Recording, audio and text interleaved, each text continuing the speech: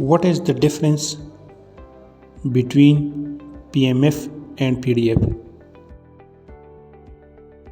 PMF stands for probability mass function, और simply हम इस तरह भी कह सकते हैं probability function.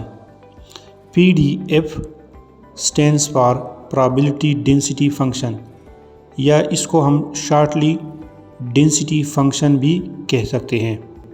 अब PMF क्या है? जब डिस्क्रीट प्रोबेबिलिटी डिस्ट्रीब्यूशन को हम एक्सप्रेस करें किस चीज़ में,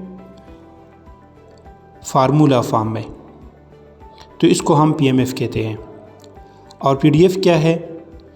जब हम कंटिन्यूस प्रोबेबिलिटी डिस्ट्रीब्यूशन को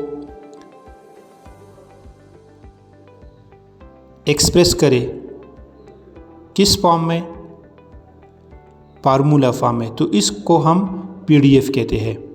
PMF को P ऑफ X से डिनोट किया जाता है, जबकि PDF को F ऑफ X से डिनोट किया जाता है।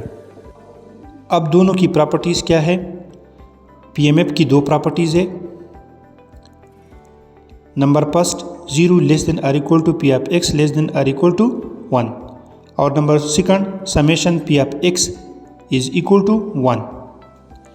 और PDF की दो प्रॉपर्टीज़ है। Number first, f of x greater than or equal to 0, number second, f of x dx is equal to 1। Thank you for watching.